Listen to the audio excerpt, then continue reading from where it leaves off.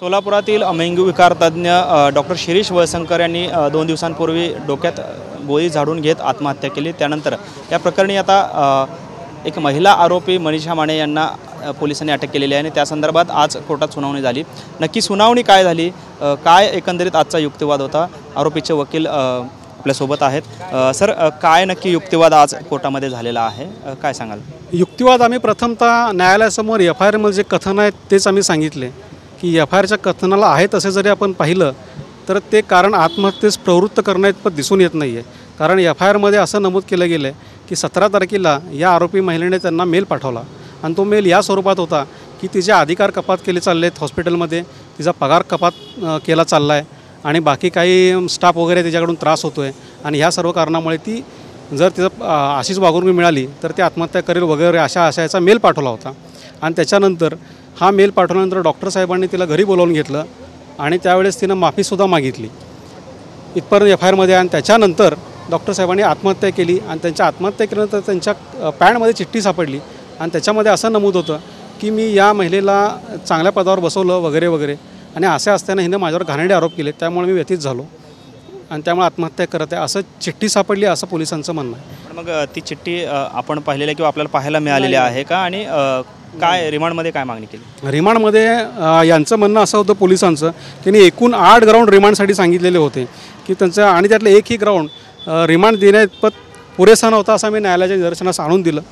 त्यातलं महत्त्वाचे ग्राउंड म्हणजे की 17/4ला जो ईमेल पाठवलेला आहे त्या मूळ ईमेलची कॉपी जप्त करायची आहे, पण त्यांच्याच म्हणण्याप्रमाणे ती मूळ ईमेलची कॉपी दवाखान्यात आल्यावर फाडली होती आणि ते तुकडे जप्त करायचे होते, पण तुकडे जे आहेत ते हॉस्पिटलमध्ये आहेत, हिच्याकडून जप्त करण्यासारखं काही नव्हतं आणि त्यांना त्यांचं म्हणणं होतं हस्ताक्षर नमुने घ्यायचे या महिलेचे।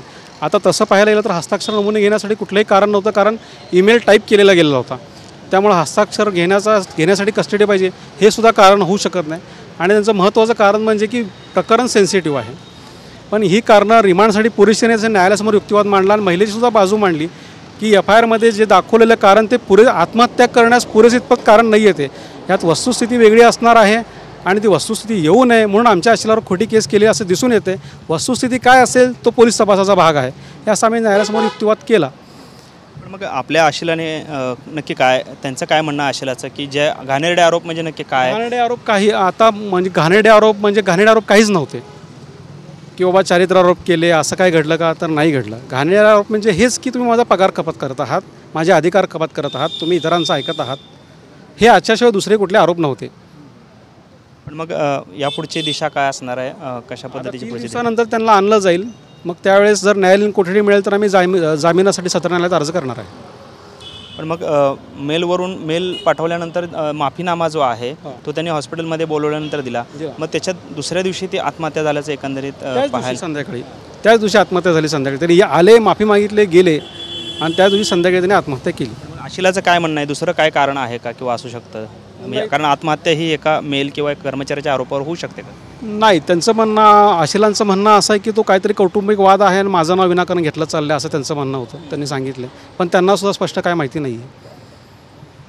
हे होते ॲडव्होकेट प्रशांत नवगिरे आणि आरोपींच्या वतीने ते बाजू मांडत आहेत आणि 3 दिवसांची पोलीस कोठडी जी आहे ती आरोपी मनीषा माने यांना मिळालेली आहे, त्यामुळे 3 दिवसानंतर पुन्हा एकदा सुनावणी जी होईल त्यामध्ये पुढची प्रक्रिया पार पडणार आहे। कॅमेरामन विनोद हुमनाबादकरसह सागर सुरवसे, TV9 मराठी, सोलापूर।